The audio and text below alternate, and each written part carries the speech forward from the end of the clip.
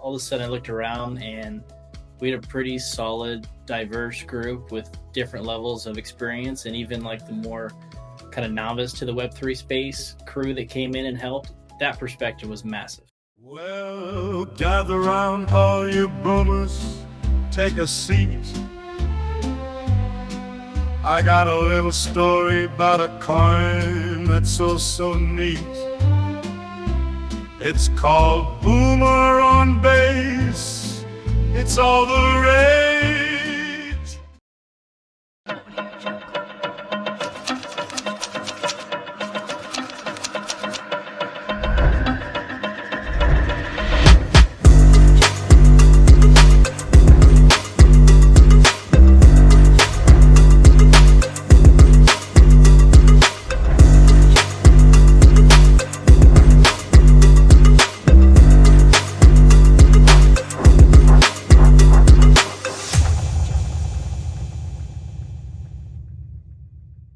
Welcome all you boomers. This is PHNX Rising with the very first episode of the Boomer podcast.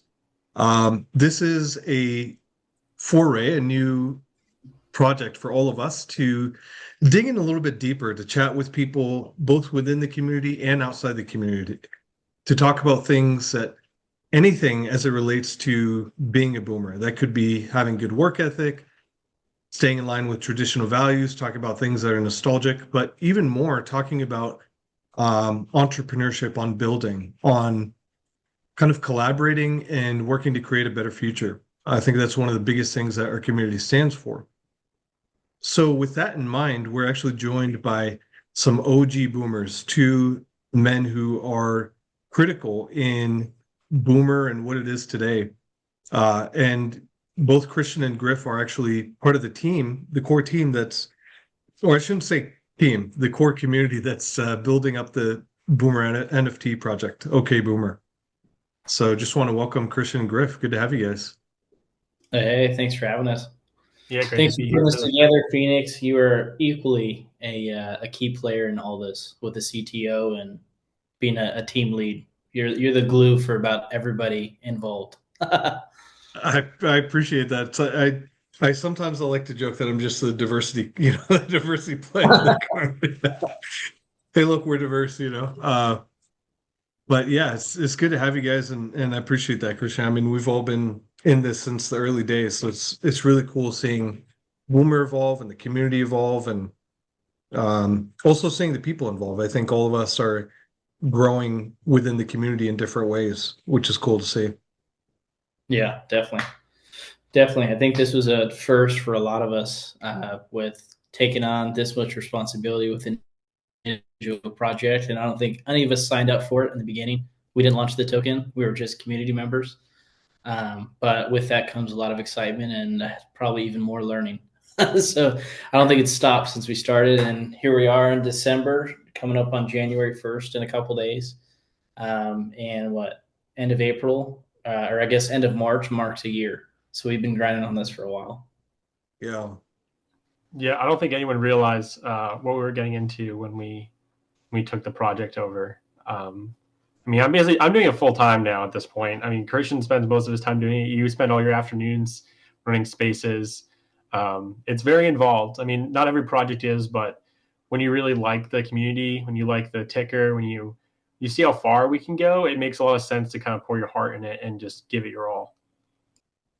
Yeah, that is very well said. And I think that's a good place to start. I mean, like obviously you guys have the brainchild of the OKBoomer NFT project and building it all out from start to finish. But I think both of you alluded to Boomer as a project, as a community, as a coin. What was it about Boomer that inspired you guys to throw in? Like, it is a lot of work. And like not only are we not getting paid, a lot of us are putting more money into it, donating to the marketing wallet or supporting the chart, things like that. So what inspired you to get so involved? I think for me, the initial inspiration was the people that kind of surrounded the project early on. And, Pete and Rapa and Hunter, me, Grif, Phoenix, you were in there, Lurker, Ben, all of a sudden I looked around and we had a pretty solid, diverse group with different levels of experience, and even like the more kind of novice to the Web3 space crew that came in and helped. That perspective was massive because we're trying to build a project that helps onboard, that type of person, or that's fairly new to crypto and just is figuring out deck screener and things like that. So it's even that perspective of having people that, this is their first project was massive early on. And I think that just attracted more people that, didn't have an opportunity to dive in and get their hands dirty with a project. They wanted to do that with Boomer and wanted to learn and wanted to implement things that they didn't know if they could. And, you put enough heads together and you can pretty much get anything done. So we kind of kept that mentality from day one. And I mean, now we hop on these calls and there's, 20, 30 people in a VC and everyone's pitching ideas and trying to reach out and grab a partner and bring them in to help implement it. And it's cool to see. It's like you started with a pickup basketball game with a couple people, and then now we're doing full on plays with a playbook and have some experience in it. And it's fun. Yeah. I mean, it has to be people, right? I mean, that's what hooked me as well. I bought day one, and got rugged like everyone else. I wasn't in the initial Google Meet call for the CTO, but I was watching the chart as it got taken over. And then I was like, oh, what's happening? I joined the Telegram, they're saying CTO. And I was like, okay, like I'm a holdout, see what happens. I'm like, okay, I'm a web developer. Like I'll offer my skills, like offer to make a new website for them. I offer to help with like random dev tasks. And all of a sudden it was like, okay, like we need this, this, and this. I'm like, okay, like I'll just start doing it. And I did. And now here we are almost a year later. We've made a bunch of cool little apps. We got our social app platform coming out. We've had multiple website revisions, the NFT collection. Like development wise, my hands have been so full. And also just, talking in spaces about dev stuff, talking to other developers from their project, networking in that way has been massive. But I mean, at the end of the day, it's really just the people, right? Like I saw like how many qualified people there were. Just speaking on our YouTube videos and just in the chat. I mean, we literally have like a cancer surgeon, someone who runs a massive marketing firm, just a lot of entrepreneurial spirit. I'm like, a lot of these people kind of remind me of myself in a lot of ways, like, their motivation and, their hard work. And I'm like, okay, like I like all these like-minded people. I feel like if we can just get a bunch of people that are all on the same page, like we can really go far. And I mean, I haven't really worked. I mean, I owned a startup company, but I only had like 4 people that work with me. I mean, this is almost like 20 people working together. And it's really fun because it's not as stressful as a real company because it's not a company, but it's still like everyone's working, everyone has their role, and you feel useful and important. And I think that's what everyone likes about it is they can make a real impact whenever they want. Yeah, you have your own equity too. I think that's the part that clicked is like when you're setting up a startup, you don't have a lot of funds initially. You're paying people with time and sweat equity, and if there is equity involved. But with crypto and with Web3 and with Boomer, you buy a bag and you now have equity in the company, and you distill that to everybody involved. And it's like, yeah, I want to be a big part of this. I know how to do a lot of the development stuff that I think is needed.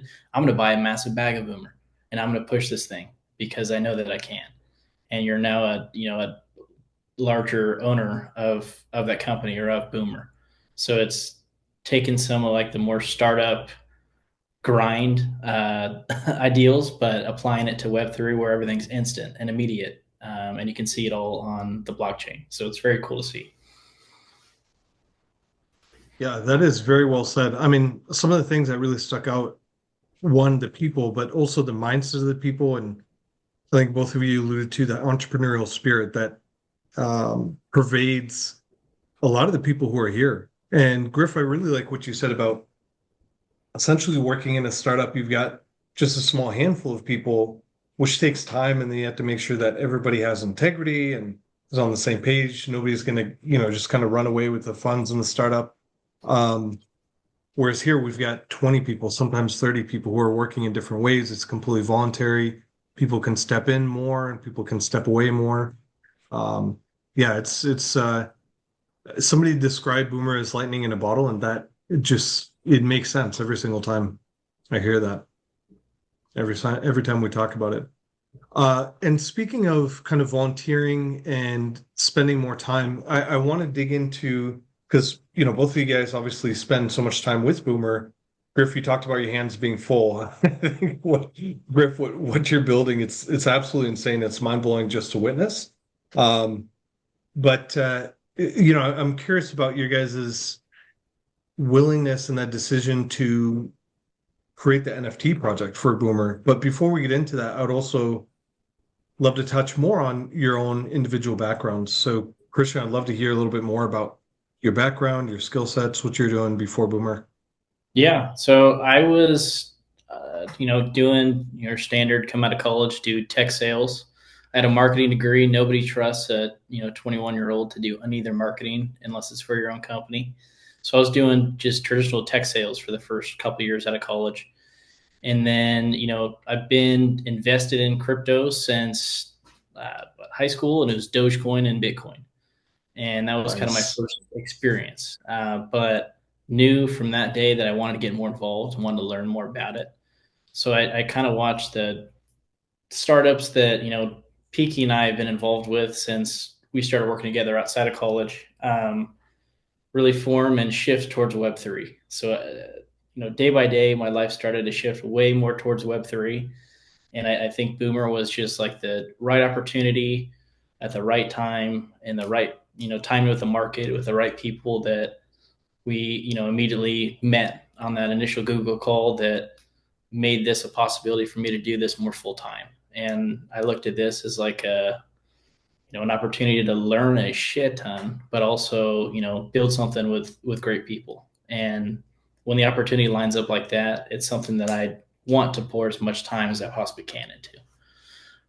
But background wise, really Web3 didn't go full time into that until about a year and some change ago. But we're been in the startup world for the past 4 or 5 years. Nice. Yeah. So I graduated college in, was it 2021, something like that, and that's around when I started my first company. And it was around kind of when COVID and like all the supply shortages were happening. And I made this software that was buying items off of Amazon and Walmart that were really hard to get, so like graphics cards and like PlayStation, stuff like that. And so I made a cool little promo video, or my friend made it for me, and we advertised the software. We ended up getting a ton of users, paid up front and monthly. And we had about 3,000 users to the software that I made. I did that for a couple of years. We were like one of the top bots for Amazon. And then I actually pivoted a bit to finding like free deals in Amazon, like kind of like combining coupon codes and stuff like that. And ended up getting in Forbes. There's an article about the software that my team and I had made, where people were just getting tons and tons of free items, like literally just like pallet crates outside their house of like free stuff they got from Amazon. So once people started posting those pictures, someone from Forbes reached out and like wanted to hear how that all worked. So I did that for a couple of years. And then from there, I kind of pivoted to doing a lot of freelance work. During the last NFT cycle, I helped an NFT project. I did some smart contracts for them and like some websites, and that was a good time. But the NFT cycle was kind of short-lived. I've been in crypto since 2016. I started mining. I had a couple mining rigs, and while I was in college, my parents would like manage them for me, and I'd like remote connect in and do that. But I was always earning crypto, a lot of times just kind of losing it, just betting on stupid stuff. But I've been in it since 2016, and I've seen a lot of the ups and downs of it. Been through a couple cycles now, and not until Boomer was when I went kind of full time Web3. I bought a Pudgy Penguin back when they were popular in the last cycle, and I sold it for like double profit. And I thought I was a master investor. Obviously, they're like 5x more now. But I took that money and I cashed them out, and the rest of it I just bought base coins. And Boomer was like basically the second coin I ever bought.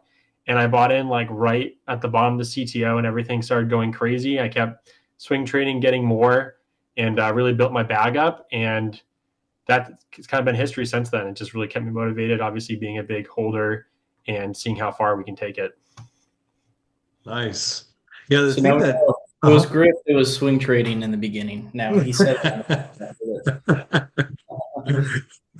Nice. Yeah, that's what could have been at $1 billion.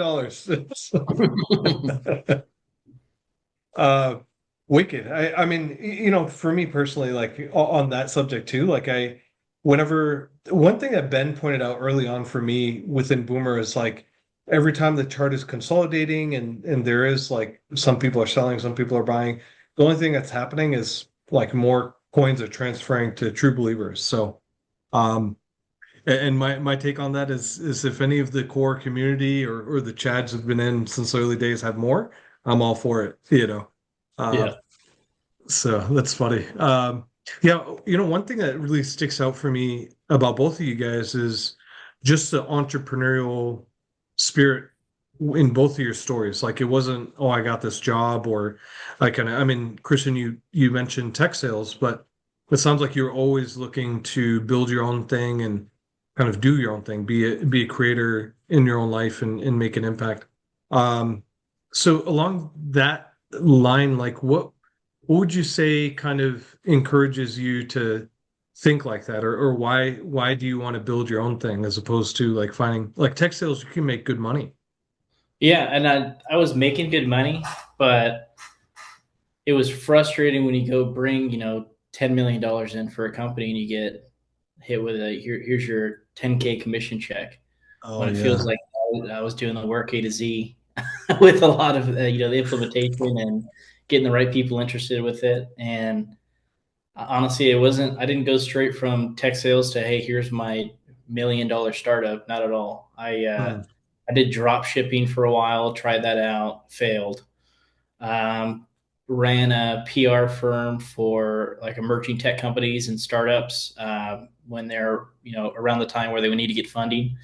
Had a lot of fun with that. Learned how broken the media system is. Everything's pay to Hmm. play in one way or another, and got to see kind of the back end of your legacy media. That now here we are, fast forward to 2024, 2025. Everyone's waking up to how broken that system is. So, we took that and went, we need to build a performance model. We built a software for it. And that's where we're at today with Presspool. It's a performance PR and marketing platform for tech companies. And now we're able to kind of take that and make a shift for Web3 because we've been in the space and we know, these parts are broken. You hand a KOL supply and they dump on you. You can't do anything. Hmm. That's a broken system. So there's not very many checks and balances with it yet. So it's just, I would say the mindset would be there's no failing, you're only learning. And as cheesy as that sounds, if you truly have that mindset, you're always progressing. So it's definitely something that I'll continue to, keep by my side or keep that mindset as we keep building things because I have fun with it. And it just to kind of touch on that, I mean, it sounds like your focus was on, I mean, some of it was born out of having more control over your kind of destiny, your financial future, in the sense that you weren't just making sales for somebody else doing all this work, not really seeing the fruits of your labor. And then it kind of like a lot of what drove your different ventures was trying to figure out like gaps in the marketplace Yeah. that you could fill for clients. Is that? Yeah, I think I get my like business high or my entrepreneurial high off fixing broken systems. And I Mm, think I saw that too with Boomer because, if you talk about crypto to somebody who isn't in the space, it's a shit show. There's a lot of fraud, there's a lot of anonymous people, there's a lot of, scams, and it's not attractive to, trying to bring your uncle that'll say yes to anything into the space, he's going to get rugged. yeah. But if it's something that I can, fix or have an impact on positively for Web3 or for crypto to make it truly normie friendly, then I think that's the mission with Boomer. And that's something that is another system that I can plug into with like-minded people and try to fix. That makes a lot of sense. That makes a lot of sense.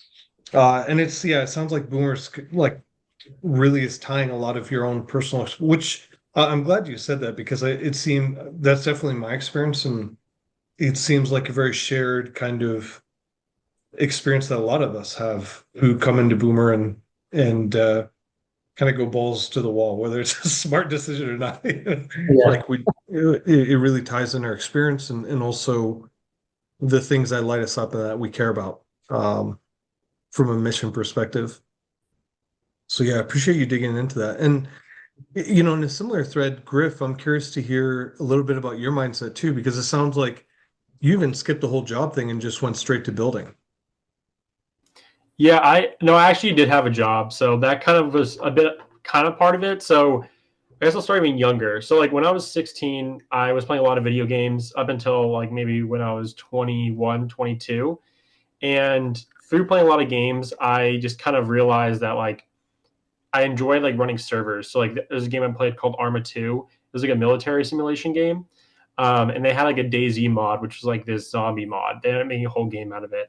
But I'd play that a bunch every day I got home from school. And then you could like mod the game. So I was like, okay, like let's run my own server, mod the game. And then you could like take donations for people that liked your server. So I did Nice. that for a couple of years and I just really enjoyed like running something. And it wasn't like really any money at all, but I'm like, this is way, more fun than just playing the game. Like I felt like I was at like a different level and like there was a reason like people liked the stuff I was building. So I kind of got the positive feedback from it. Fast forward to like towards the end of college, I started working for a marketing firm.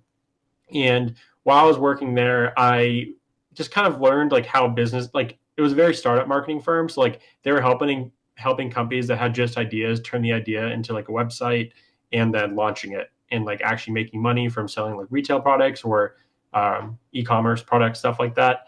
So I kind of learned the way to take something from nothing to something through working for that Mm. marketing company. And I wasn't making very good money there at all. I was a project manager, not project manager. I was a project coordinator, so like below project manager because I didn't have a certification. But I was overseeing just kind of everything the developers were doing, talking with the clients, like, and it kind of felt like I was just helping these people start their own companies, but I didn't get any of the reward from it. And I was like, okay, I should start my own company because, you know, why not? So the first thing I actually did was I was reselling shoes on eBay at the time. I'd like buy shoes and sell my eBay for more money, like after they dropped on the websites. And I was using like software like bots to buy the shoes. And there was this one like Air Force Jordan drop, and I spent like $2,000 on like bots and like other things you needed to buy these shoes, to, like get as many as I could. I was like, I'm gonna get like 100 pair of these shoes. Like I'm gonna make so much money. And so I did that and I totally flopped and I lost a bunch of money. And I was like, damn, like the only people that make money are the people that are making the software that everyone's buying. I'm like, you just have to Mm. make something that people want. And that's where it's at. And I all kind of went back to the whole video game like server thing. And I was like, okay, I need to make software. Like I need to make something that people use. And software has like sometimes the lowest upfront cost because it's just your time. It's like I can like learn to code, I can make it and sell it. So that made the most sense to me. So I really just dove headfirst into coding. I didn't done like a ton of coding. It was more just like scripting up until then. And I really just taught myself how to code and made my first app that like I got lucky and it did really well. Interesting. Yeah, the thing that sticks out for me with both of you guys' story is like you guys were kind of paying attention to what's happening in the marketplace, what people are looking for, and essentially looking for better ways to serve people. Essentially what they're looking for, which is cool. That's fascinating. And that I think that's a good segue into like what inspired the NFTs. So um I think before talking about the NFTs, do either of you want to give like an overview on OKBoomer NFT, what it is, and just an intro to it? Yeah, it's a PFP collection. So it's hasn't launched yet. We've done some teasers on some of the traits and stuff, a couple of the 101s, but it's going to embody the boomer spirit, in short. But it's going to be, give everybody a PFP that represents that they're going to be a part of that boomer community. Obviously, Mm. no promises, not financial advice, but it's going to initially start as just a PFP project, built by the boomer community with a lot of input from the boomer community. I mean, just for starters, like Grif, when we're going through the traits, we ran the traits by a lot of different people, and when we're going through, the generative art, Grif built and he'll talk more about that. But he built like almost a Tinder swiping mechanism to be able to kind of approve and decline specific generations. So we try to take all the same pieces when it came to running a CTO and having community input and apply Mm. it to the NFT, because I feel like a lot of projects do that backwards. They try to build the product and then go find the fit for it. Whereas I think what we're doing well so far has been find the people and build a product for them. And I think we carry that into the NFTs pretty well. And it was fun because even on like a base level or base of the network level, it's super, everyone wants to work together. And the underline is that, you work together, you get key partnerships and help kind of promote each other's projects. And, these guys are building this, we can probably implement it. It's a very, collaborative environment that I don't think you see on a lot of other chains nearly as much as you do on base. So it was cool to carry that into NFTs because it's a lot simpler. I think it's still at the end of the day, it's a PFP, but you can do a lot of key, partnerships with other projects and other ecosystem leaders to make this really badass. So it was fun working, directly with the community and working directly with, Hunter doing the art, Grif making badass ways for, people to put their feedback in and kind of build this together. And then Rob's obviously running more of the law stuff and making sure that we don't say anything we're not supposed to and get in trouble. But as a whole, is very collaborative, and I think even Base had a pretty big impact on decisions we made about the project. So overall, it's just really fun to be collaborative with everybody in the ecosystem. Yeah, definitely. I think the partnerships with some of the other communities was a really good idea. Getting people involved, getting them to see the art is obviously massive. I mean, people that have seen the art are blown away by it. I mean, the quality that's gone into it is top tier. I mean, as far as complexity goes, I got into obviously doing the dev side of it, like thinking like, okay, like how many hours were Oh, Oh, we lose Griff. hey, Griff, can you hear us?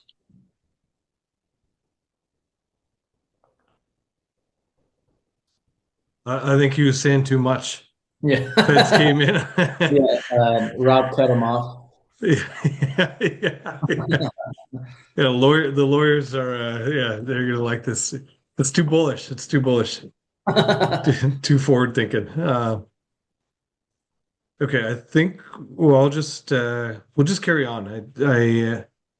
I'm gonna assume that there's just some technical issue, but yeah, Griff started to talk about the partnerships. I think that's a good segue. And actually, before we dig into like some of the specifics, like partnerships and art and what each person is building, kind of tying back into the mindset and the entrepreneurial spirit. What was it? Because I think Christian, this was your idea, right? You were like, I mean, there's obviously like a little bit of sharing. It was kind of an open concept and idea that was thrown around a little bit. But as far as I know, you're the one who kind of like really started to organize people. Is that right?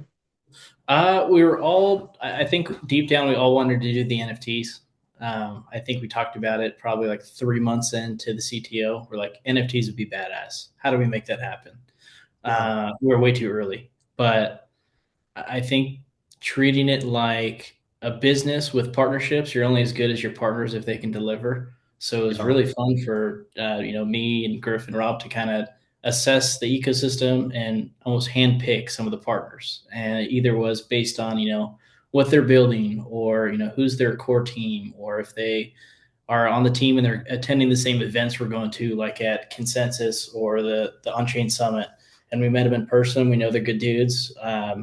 Let's see if there's a way we can mix them in or work together on this as well.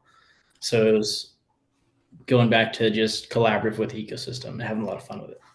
at what point did I cut out? Because I was talking for like 3 minutes and realized that it disconnected me. You cut out right when you're talking about partnerships. Oh God, I didn't get anywhere. Okay. Yeah. I talked so much longer after that. Okay. Well, I guess the continue on. Just the amount of effort that went into it was just absolutely insane. I mean, I got into it thinking it was only going to be like maybe like 50 hours to kind of do all the art generations just in my head. And then it ended up being over 200 hours of actual dev work and QA work on my side, because there was just so many intricacies with it. And at the end of the day, like a lot of the NFT collections, they're not nearly as complex, right? Like they have a lot of traits that all work together, and you don't have to worry about like, different overlapping traits nearly as much. With us, we had, accessory trait that could go on the left arm or the right arm. We had beards, we had hair that was long, we had helmets and hats that would like intersect with the layers in weird ways. So just the rule sheet for the collection was absolutely massive. And because of all these intricacies with the collection, I had to get kind of creative with the tools I was making. I made a whole platform for us to look at all the traits and adjust the rarities, another site for us to change all the names of the different traits, another site for us to kind of have like an OpenSea or Magic Eden style like filter program where you can look through all the generated art, filter by different combinations or just a single trait, and kind of see how those all look. So at the end of the day, it took a lot more time than I thought, but I couldn't be happier with how it came out. And I think something that is really challenging with the NFTs is, when you're making 5,000 pieces of art, obviously, and it's all generatively done, it's not actually 5,000 that were generated in this case. Like we generated 15,000 and we took the best 5,555. So we spent, I think it was a collective like 45 hours going through this NFT swiper program I made to swipe through. And if an image was disliked by a single person, it was removed. And if it was liked twice by two different people, it was accepted in the collection. So that process of QAing and like picking out the very best items from the collection took about a week of the team, like actually just going on their phone randomly, like whether on the toilet or just like on the couch, like just going through and swiping. It's like you got to get your swipes done for the day, just like Tinder, and get through and find the matches, because 15,000 pieces of art, it's a lot to go through. You don't realize it. And at this point, like I can name every single trait. I'm like, everything looks the same to me. But obviously they're all wildly different. But just the QA process, and I think the tools that I made to do it are going to lead to an absolutely amazing collection. Because I guess past that, the ability that we had to make custom generated rares. So Christian and Rob, they handpicked different traits, put them all together to make them look as cool as possible. Because one problem that we had noticed with a lot of collections is if you filter by rarity, the most rare traits aren't necessarily the best looking ones, or the most rare NFTs, not traits. But you might have a smorgasbord of different traits that don't really look good together, but it's like one of the most rare ones. And it's like, do I really want to pay more for that one that doesn't really look cool? So we very much prioritized having the rare stuff look really cool, especially like the one of ones and like the uber rare, like, grails. We wanted them to be very clean, and just genuinely impressive to people, where they'd want to use it as their profile picture. Because like that's another, back to all the problems, like that's another problem with NFT collections is sometimes people have like, 40 of an NFT, for example, and they're like, which one do I use? And they might not use their most rare one because it has too many traits, and it's hard for the people to like see what it actually is on Twitter.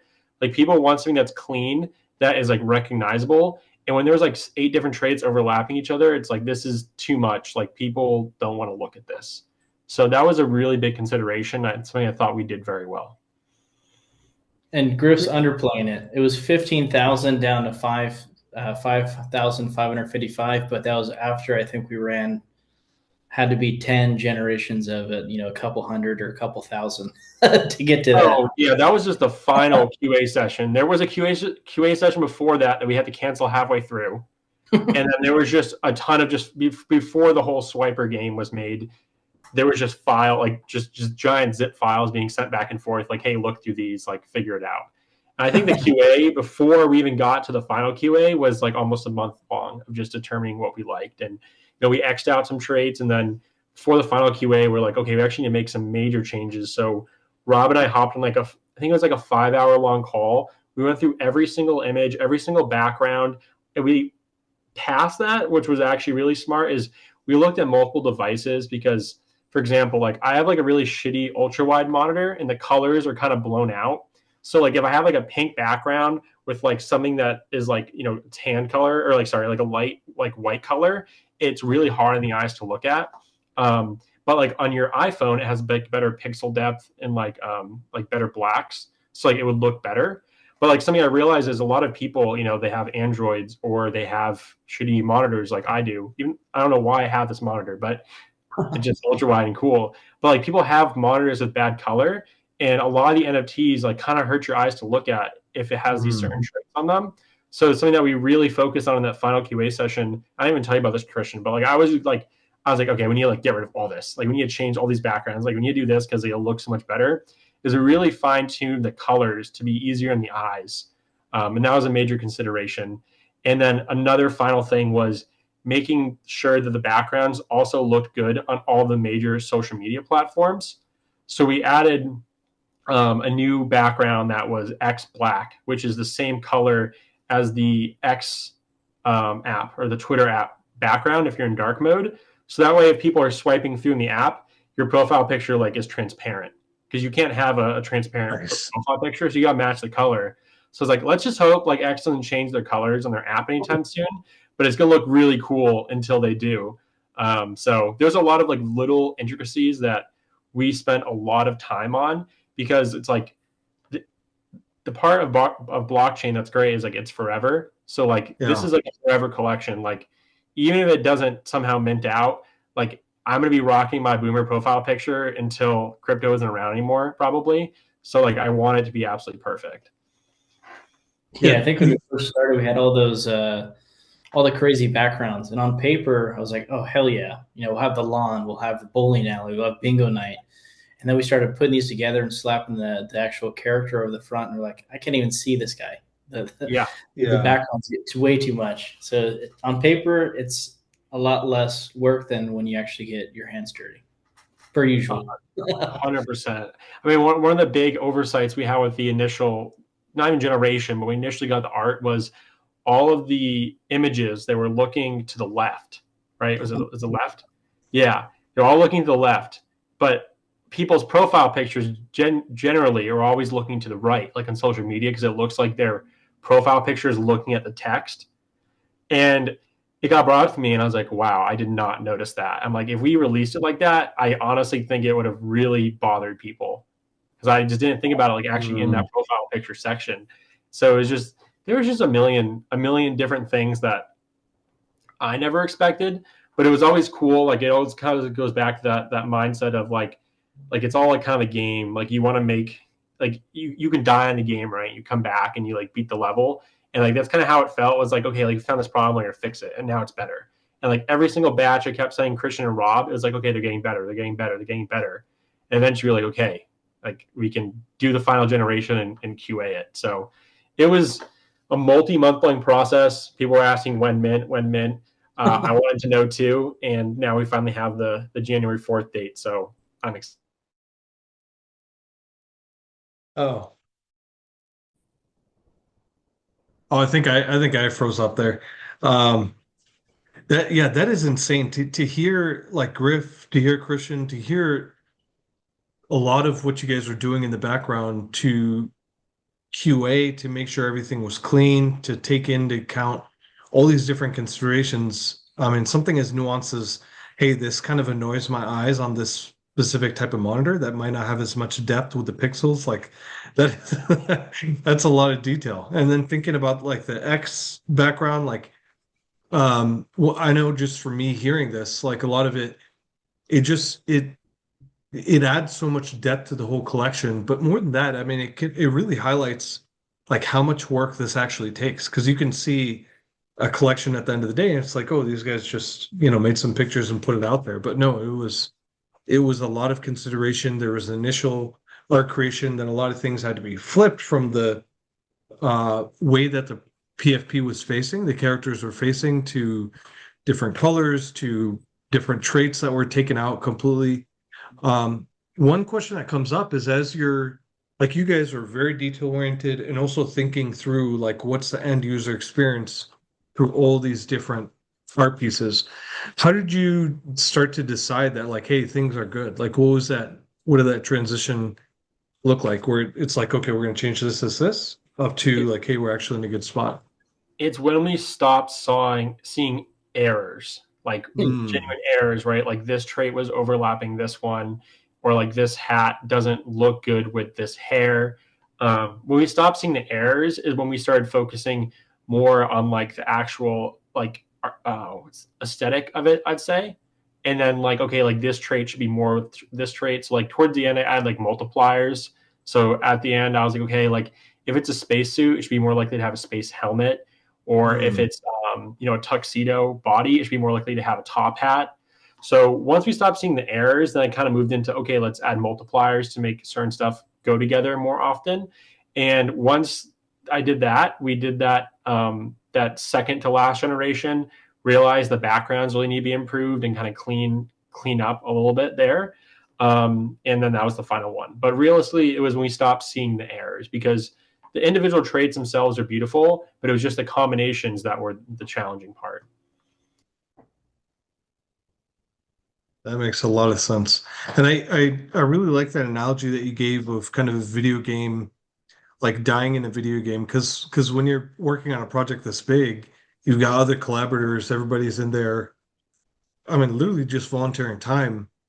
That kind of failure, realizing there's an error, it can feel like a death in a lot of ways. And you're almost, in some ways, feels like you're starting, you keep going back to not necessarily the full on drawing board, but you're kind of like one step forward, a step back, or one step back, two forward. Um, it can You get have frustrating, but that's a good, huh? unlimited respawns though. Unlimited Yes. respawns and the level got easier.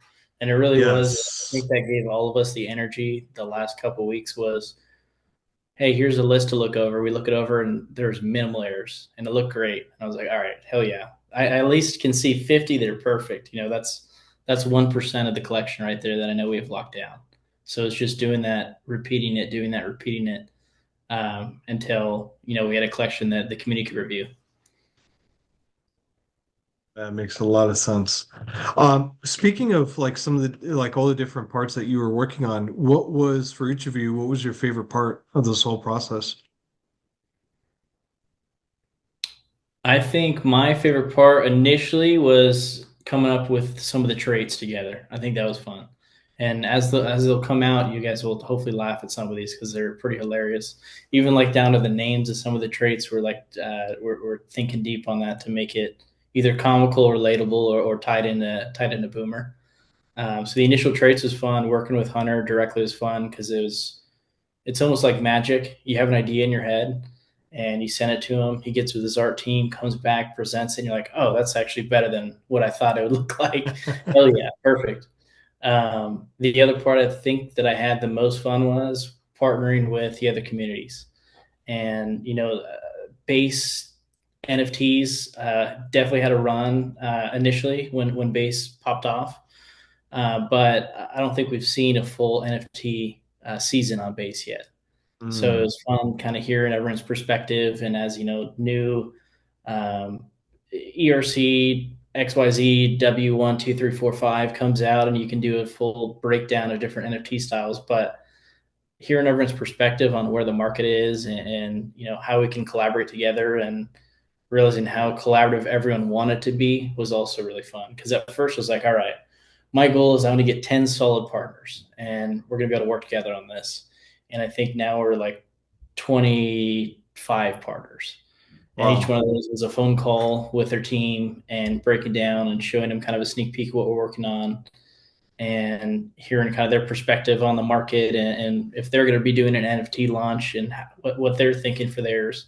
So it was a lot of fun. I got to meet and greet and talk to a lot of people that are super smart in this space. Yeah, my favorite part I'd say was the beginning part of doing all the generations, where it looked like nothing worked together at all because it just was all random, and even the hair colors didn't match. It's like that first like week or so when I tuned it down to where stuff didn't look wild. I was like, okay, this is a ton of progress. Like it's getting there. And I'd say the final day when I published all the generations, the final ones, I was like, wow, like this is this is incredible. Like I've been looking at the collection for way too long, but like these are so sick. And when I was going through the swiper, like, statistically, right, we have to remove 2/3 of them because we generated 15,000. We wanted to keep 5,555. We have to remove, of every three to remove two of them. And I was going through the swiper and I was like, shit, like I can't dislike any of these. Like these are like all so amazing. And I'm like, this is crazy. Like if I pulled like, if I, did my mint of 5, like I am guaranteed to get one that I will use as my profile picture. Like they're all clean. They all have cool traits. Like they're easy on the eyes. And I was like going through the liker and I was like, I have to like really just get super picky or like have someone else do this because I genuinely am liking 2/3 of them when I should be liking like 1/3 of them.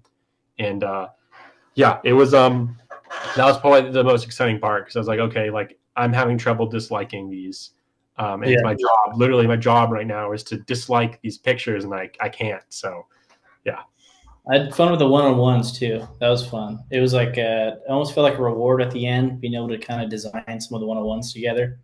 I think Grif had the idea to start strapping, multiple of the hand features or multiple of the accessories together.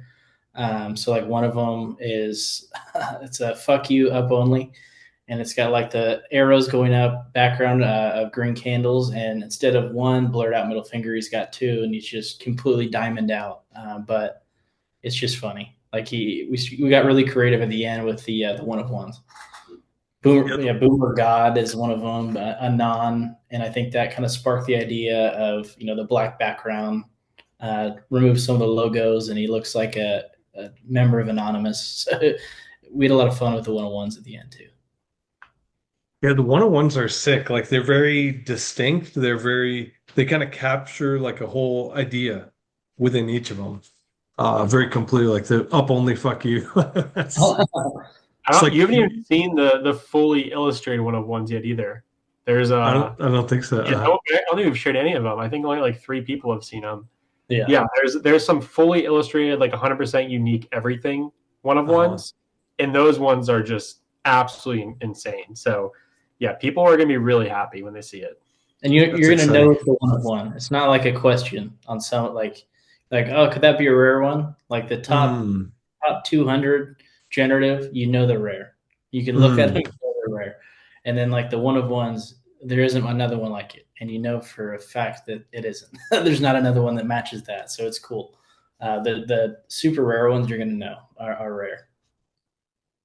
That is sick. I'm pumped. I mean, I've seen some of the base. Was it base god? Right? The chosen one. That's the chosen one. Yeah. I'm thinking of the other community, but yeah, the chosen one. That is the chosen one. I've seen the Anon. Like they're excited, and there's also some.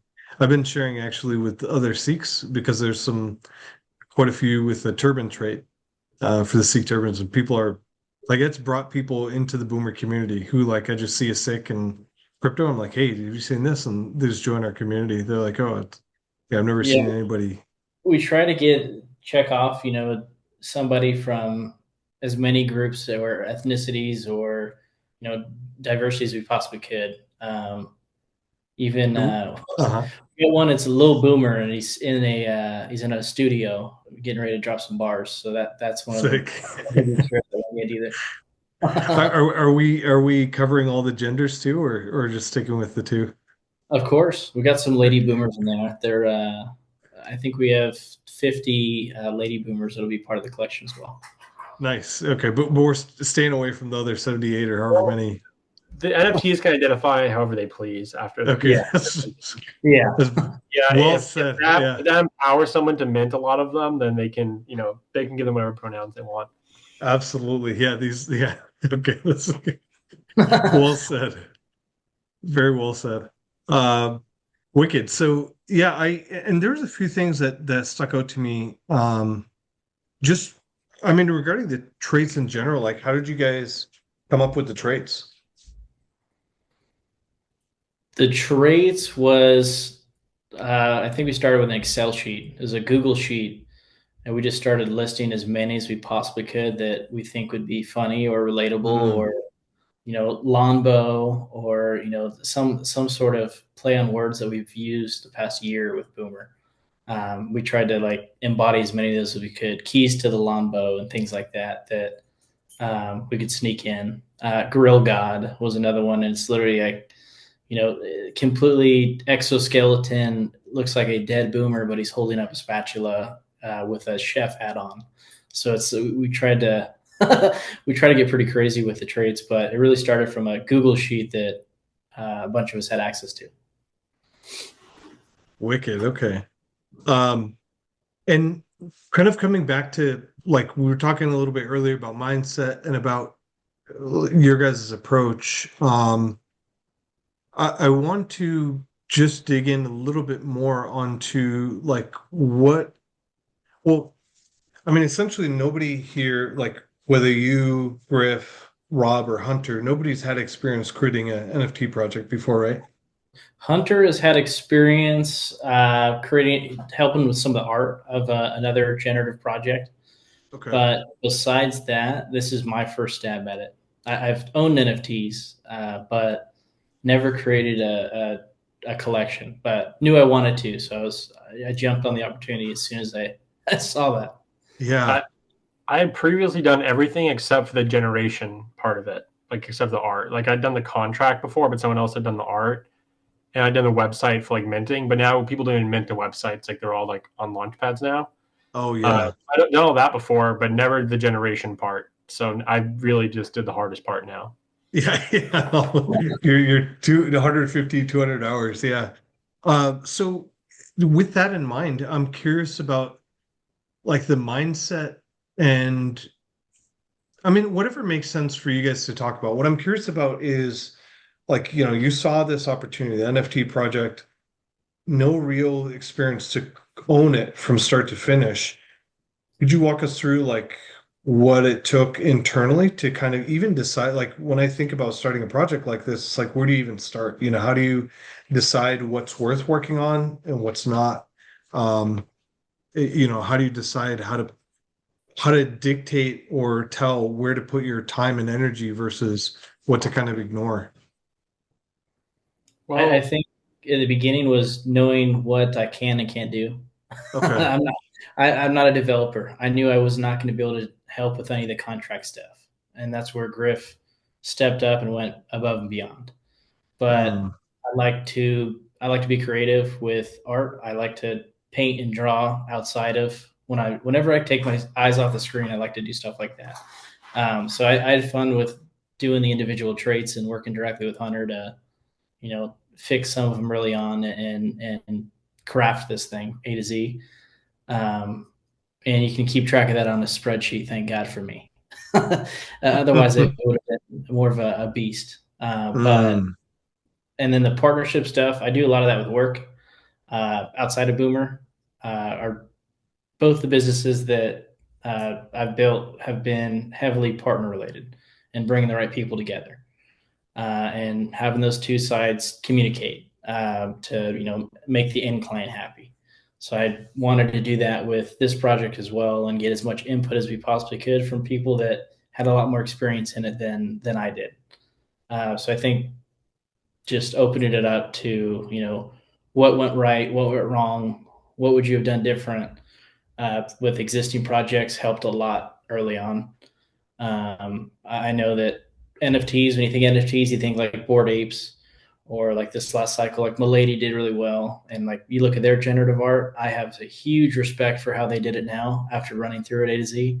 Oh Because I'm how much, how many intricacies they had and layering they did and all that kind of stuff and even if you like zoom in and see like a little piece of it, you're like, they put that there for a reason. So I definitely have a newfound respect for the NFT projects that you can see have put a shit ton of time in to create. So it's just leaning on people that have experience in the space. Yeah, I think the people, just like we've said with everything, is absolutely massive, right? Like everyone had their own roles in this, and we couldn't have done it without a single one of us. Like Rob really took on all the legal aspects of it and like the administration aspect of it, which is really important. And I know personally, like that's just not something that like I want to focus my time on. And Christian's very organizational, and he came up, I'm pretty sure, most of the traits. So like he made the whole sheet, made up all the traits, and he was kind of like the artist mastermind with Hunter. And obviously Hunter has a full art agency. So without any of them, it wouldn't have happened. So we really just kind of got lucky that everyone was the person they needed to be. And it made it a lot easier because we weren't really relying on one person to do everything. Like we were relying on everyone to do their job, and that was it. And everyone did it beautifully. So we got very lucky, and it's all just because of Boomer. Like we said in the initial CTO, like looking around, like we have someone that can do everything that we need. And that's why I'm so confident in our community, because I don't think there's many other communities that are out there that are as stacked as we are. And if there's somebody in the community, if we don't have somebody that knows something, there's somebody that wants to learn it. I think that's the other big piece. It's like we have it so open that if there's something you want to get involved in, you don't know where to start by learning how to do it, and people will support you. And I think that's the biggest separator between Boomer and a lot of other communities is, while we do have a structured core, community team, if somebody steps up and goes, hey, I want to run the TikTok, I'm an expert in TikTok, hell yeah. Step up, and we'll try to source funds or source manpower, or go buy a couple accounts that might have a following already to get you kickstarted, things like that. So it's just having a desire to learn, I think, is massive as well.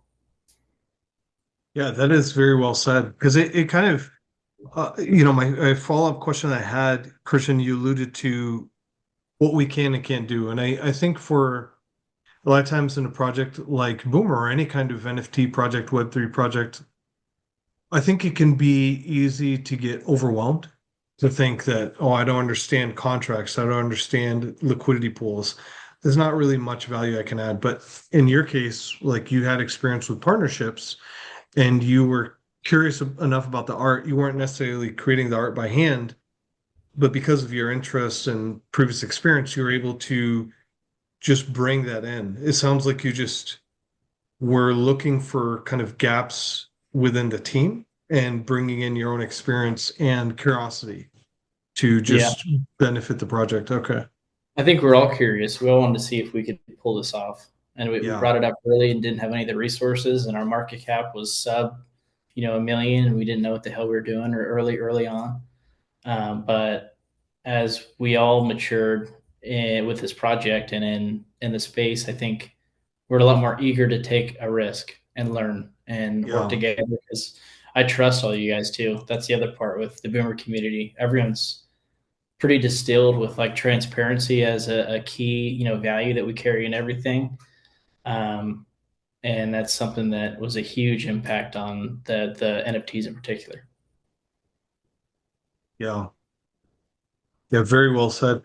And one last question that I have for the NFTs, and this is just a wider question about you guys working as a team. Like when you started this, I imagine everybody had a slightly different vision. How do you navigate with each other? I mean, everybody's such a huge contributor, brings so much to the table. How did you navigate like having a different vision and kind of getting aligned on that versus executing? Like, what did that look like?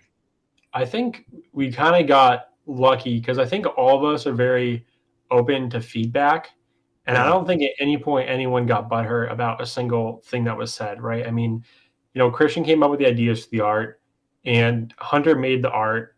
Like, so those are the two people that have kind of the biggest stakeholders in like, the initial setup part, right? Of like before we do the generations.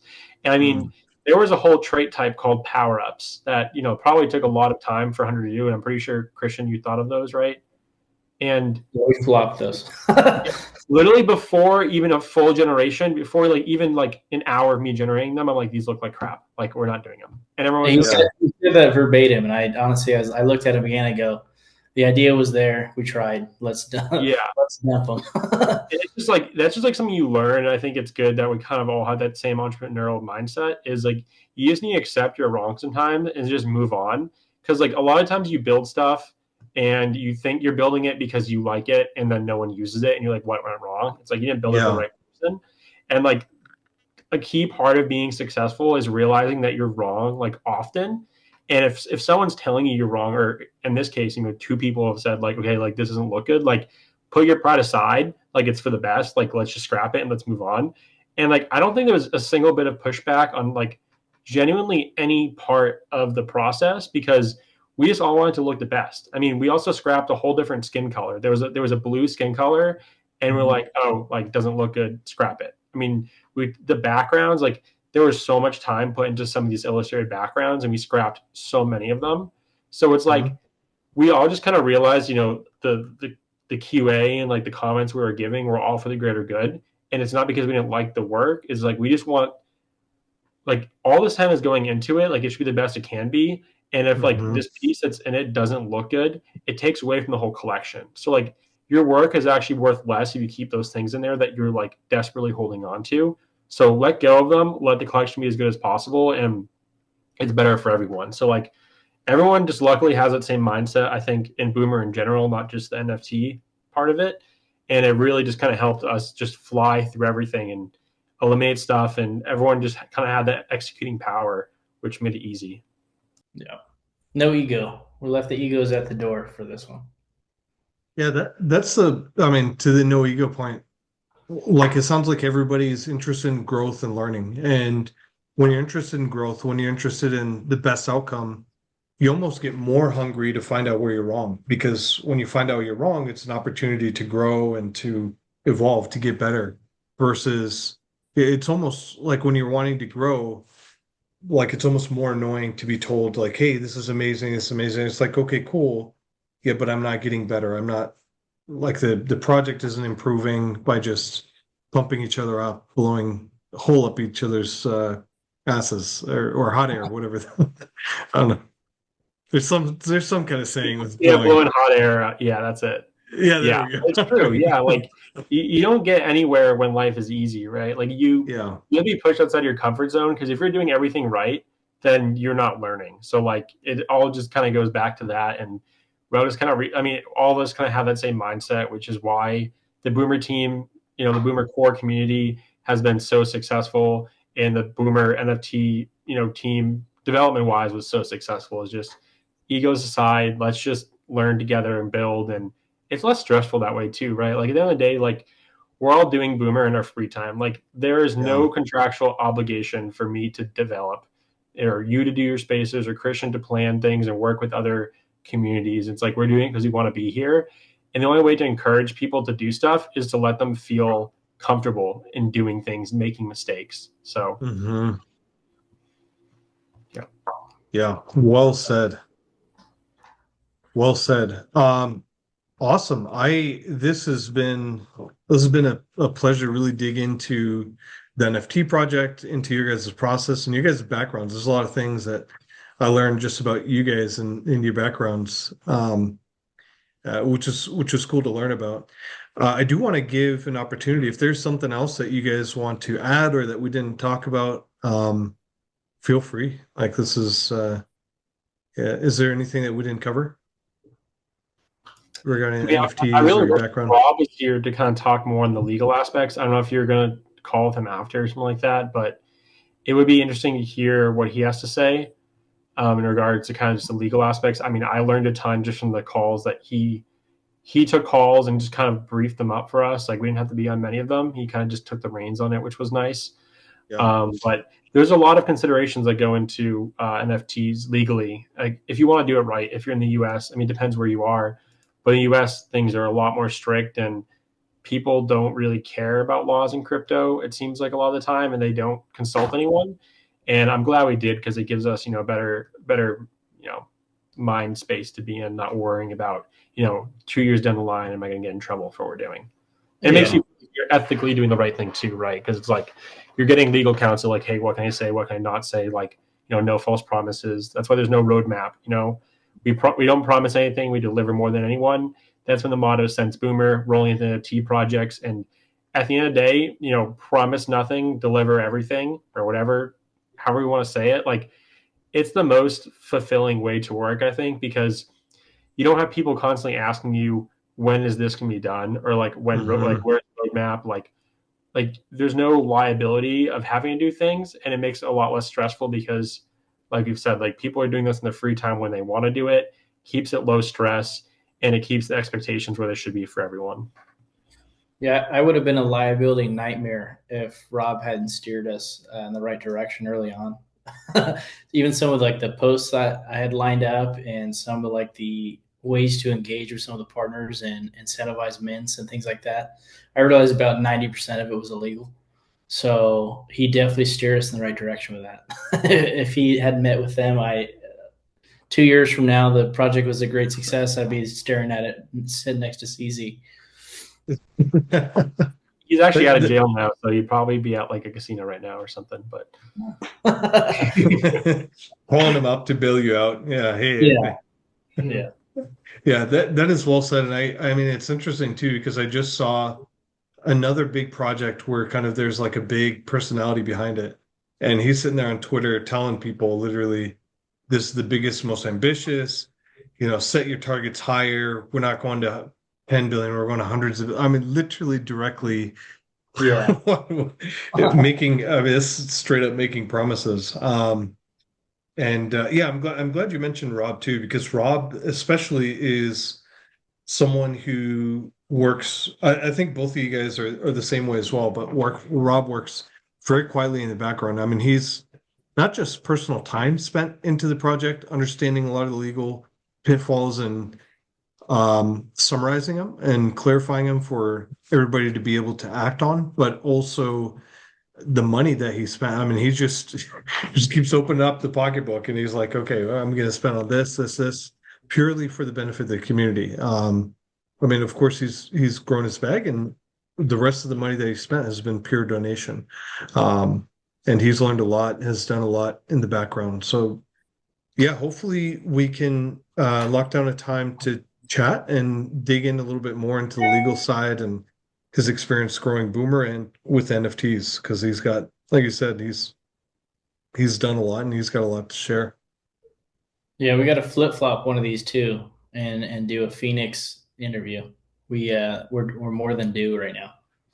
Oh, yeah, That's I mean, you're starting the podcast, right? So it'll be one of the next ones that we can start asking you questions.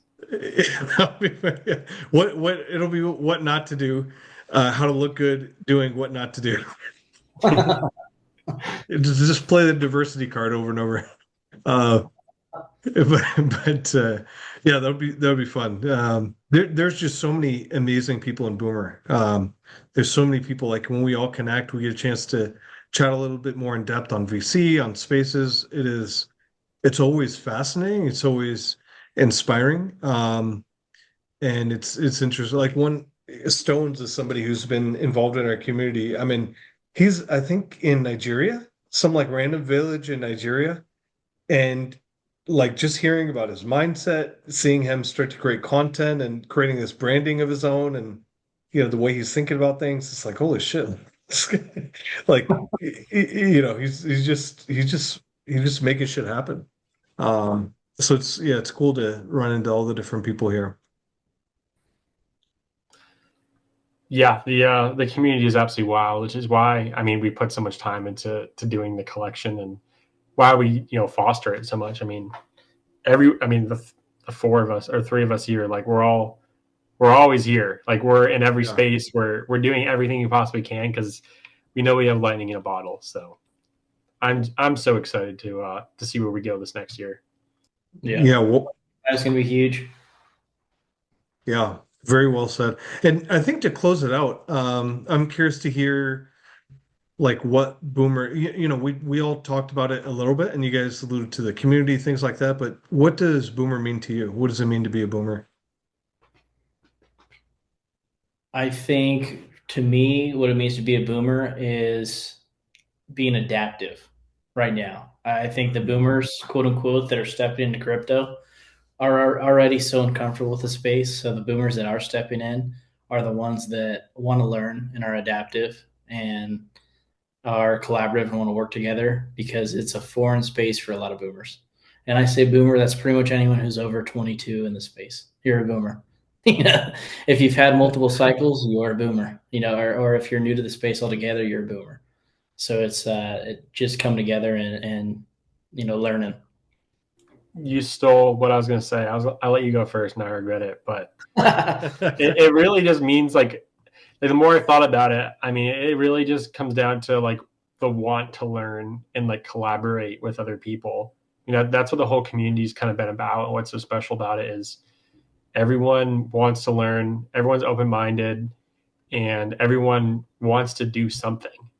And we really encourage the, you know, doing something aspect of it, and we try to make people feel heard. And I think that's why it's special, and that's why we have, you know, so many people launching different initiatives, because they feel empowered to, and you know, no one asked them to do it and they're doing it. So I mean, that's a very unique thing, because you know, very often in life it's hard to get people to do anything outside the bare minimum, you know, especially Mhm. with people's jobs. Like, you know, your job's paying you real money, and you even want to go the extra mile. Like, you get in like a minute after your shift starts, you leave a minute after your shift ends, and it's like those same people that are doing that, they're coming home and they're working on Boomer. So it's like we found this way somehow to motivate people past like even paying them, to where they just feel included and they feel important. And I think that's why it's such a unique community. Because Yeah. I'm a full stack dev. I've been working the project for 9 months now. I could work for a good company and make a good paycheck, but instead I'm, you know, a degen, and I'm building an app for us. And I'm building all this other random stuff that who knows if it's going to get used. But I'm like, this is fun, and I don't care about the money. It's about the community. Yeah.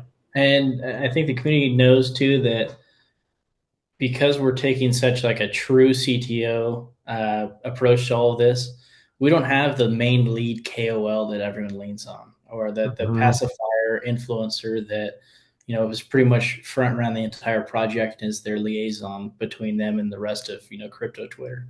We don't have that, and I think that embodies the Boomer as well. That it's your individual journey, and it is what you make out of it, and you know that you have the support of the rest of the community. So it's there's no there's no training wheels with this project, and I think we're doing a pretty good job to compete with other projects that may have a pacifier in place. What is Boomer to you, Phoenix? That is Time for well your said. Uh, no, I really like what both of you said. To me, it's a place where people can realize their best selves. I think the fact that it's very learning oriented, that you know, Griff, I think you said it really well, how we have created a community where people are seen, they're heard, and they're encouraged to contribute however they want. I think it's an opportunity for people to explore things that they want to explore. And Christian, you alluded to like just wanting to learn, even if somebody doesn't have the skill set. Like this is the perfect opportunity for somebody who wants to come in and learn a new skill set or get good at something to come in and do it in a place that they'll be supported. And there are no training wheels. I think that makes it even more attractive because I think it really replicates the real world where there's no rules. It's not like somebody's going to tell you, hey, do it this way or that way. Like you're the one to make that decision. And to me, this is an example and a kind of a community that's continuing to evolve that is representative of what I think the best qualities of humanity of life can be, where people are like take full autonomy, have full agency to build what they want. And they're with other people who care about their success, who want to see them succeed. And I think this is the best place to do it. And I think it's very ironic that we're called boomer, and you know, boomers are known for not knowing or being behind the times, and it's really evolving into the place where people are becoming the most adaptive. People are learning the most, or are learning very quickly. So it's yeah, I think that I really like what you guys said, and I agree completely. But yeah, appreciate you putting the mirror up, Griff. Got you. Yeah. Well, cheers, guys. Guys, I appreciate your time. This has been a lot of fun, and I think this is couldn't ask for a better kickoff to the Boomer podcast. Yeah, it's been real. I'm excited to get this out there. People are excited Yeah, to see super your face excited. too. What's that? So people are excited to see your face too. Oh yeah, yeah. You had the webcam on and you have a mask. I was like, oh, he's doing it. You were peer pressured. Yeah, yeah. I thought about it. I left my mask in Denver. I'm in Seattle right now, and there's some like weird stuff with the mouth that's gonna sound kind of crappy. So I'm like, fuck it. Let's just Yeah. yeah. You guys been raw dogging this whole time, haven't caught any STDs, so it should be okay. Wicked. All right, we'll call that a wrap right there. Dude, that's boomer coin.